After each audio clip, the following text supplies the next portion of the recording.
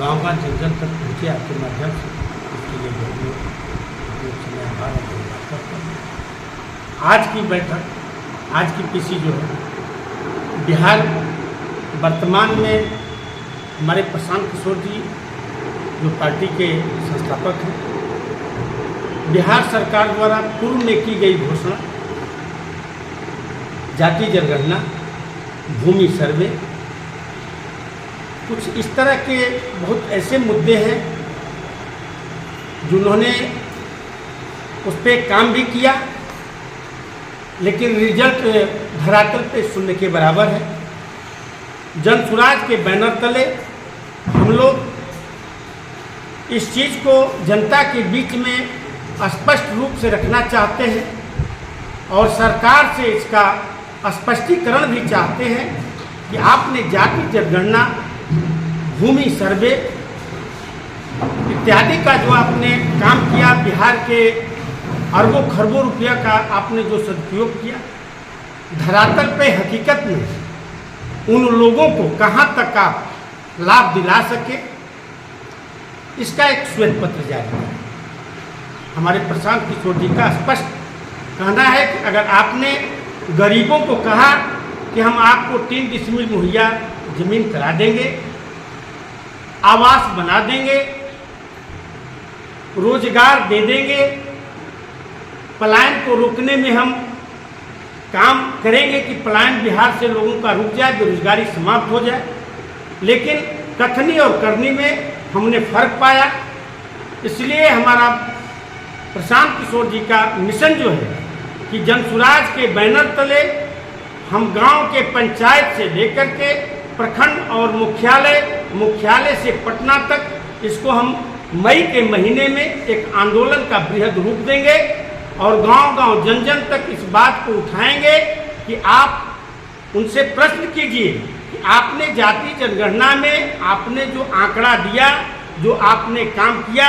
उस पर हमें कितना % जो आरक्षण बढ़ाने की बात थी हमें वो मिला या नहीं मिला, अगर मिला तो वो धरातल पर क्यों नहीं दिखाई दे रहा है, उसका हमें लाभ क्यों नहीं मिल रहा है। भूमि की बात थी कि 3 डिसमिल इतने लाख लोगों को हम उपलब्ध करा देंगे सन 2022 में। आज तक वो कुछ लोगों को मिला, कुछ लोग प्राप्त किए, कुछ लोग आज भी 3 डिसमिल जमीन का पट्टा लेकर के गली गली घूम रहे हैं, उनको आज तक जमीन उनके दखल कब्जे में नहीं हो सकी। अब रही सर्वे की बात,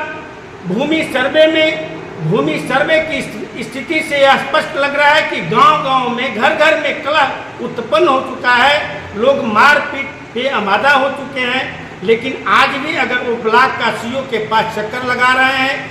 सिर्फ कर्मचारी से लेकर के सीओ स्तर तक केवल रिश्वतखोरी और पैसे का धन उगाही हो रहा है और भूमि सर्वे के नाम पर कोई स्पष्ट उनका नीति और स्पष्ट कार्य नहीं चल पा रहा है धरातल पे। जो होना चाहिए कि आखिरकार जो आपने भूमि सर्वे अगर कराने का आपका उद्देश्य है तो लोगों को हक दिलाना, सही रास्ते पर उनको लाना। लेकिन आज स्थिति यह है कि वो केवल कागजी रूप में है, लेकिन ब्लॉक में जाने के बाद कर्मचारी और सीओ बिना पैसे का कोई बात नहीं, एक उन लोगों का स्रोत का माध्यम बना दिया है। तीसरी बात, बिहार से हमारी पलायन की जो बात हो रही है, उस पलायन पे शुरू से मेरे प्रशांत किशोर जी का यह एजेंडा रहा है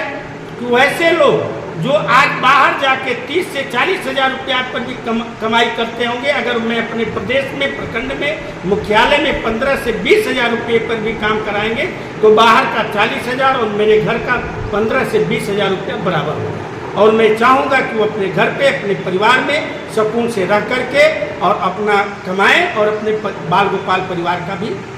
देख रेख करें।